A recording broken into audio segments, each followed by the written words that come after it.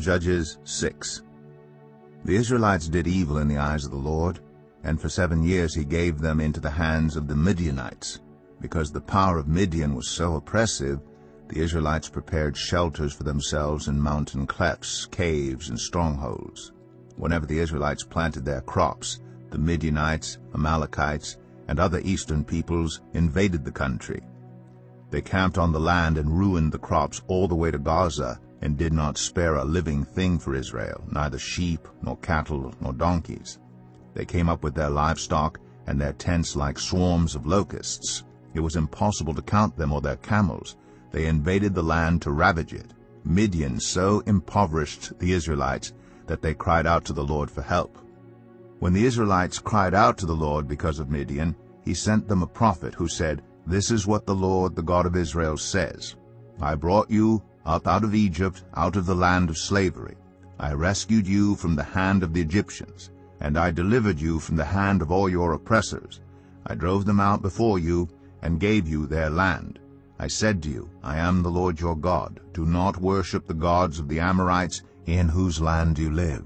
But you have not listened to me." The angel of the Lord came and sat down under the oak in Ophrah, that belonged to Joash the Abiezrite, where his son Gideon was threshing wheat in a winepress to keep it from the Midianites.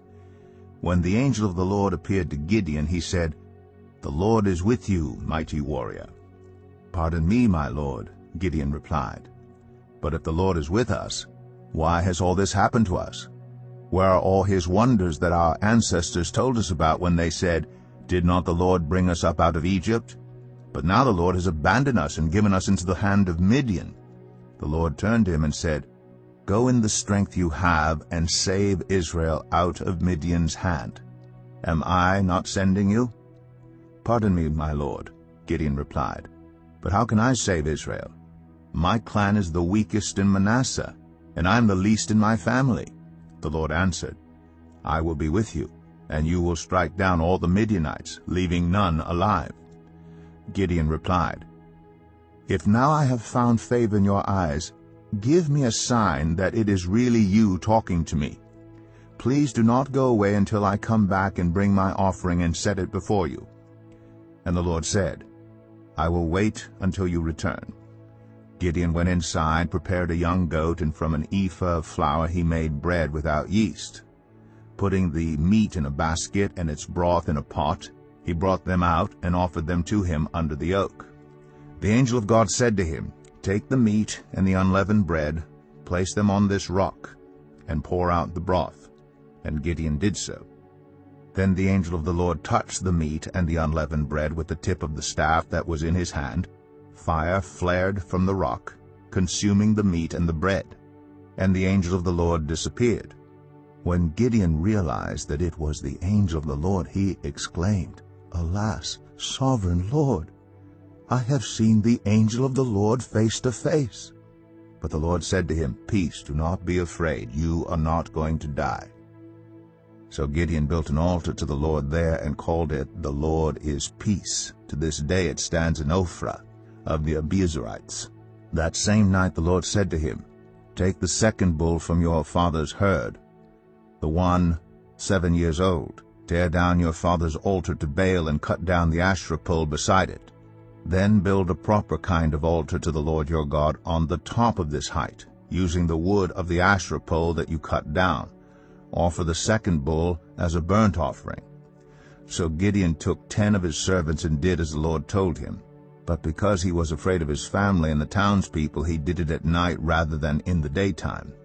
In the morning, when the people of the town got up, there was Baal's altar demolished, with the Asherah pole beside it cut down, and the second bull sacrificed on the newly built altar.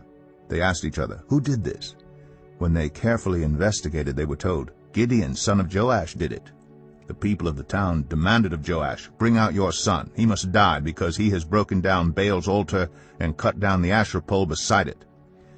But Joash replied to the hostile crowd around him, "Are you going to plead Baal's cause? Are you trying to save him? Whoever fights for him shall be put to death by morning. If Baal really is a god, he can defend himself when someone breaks down his altar." So because Gideon broke down Baal's altar, they gave him the name Jerubbaal that day, saying, "Let Baal contend with him." Now all the Midianites, Amalekites, and other eastern peoples joined forces, and crossed over the Jordan, and camped in the valley of Jezreel. Then the Spirit of the Lord came on Gideon, and he blew a trumpet, summoning the Abiezrites to follow him. He sent messengers throughout Manasseh, calling them to arms, and also into Asher, Zebulun, and Naphtali, so that they too went up to meet them. Gideon said to God, "If you will save Israel by my hand as you have promised, look, I will place a wool fleece on the threshing floor. If there is dew only on the fleece and all the ground is dry, then I will know that you will save Israel by my hand, as you said." And that is what happened. Gideon rose early the next day. He squeezed the fleece and wrung out the dew, a bowlful of water. Then Gideon said to God, "Do not be angry with me. Let me make just one more request. Allow me one more test with the fleece, but this time make the fleece dry and let the ground be covered with dew." That night God did so. Only the fleece was dry. All the ground was covered with dew.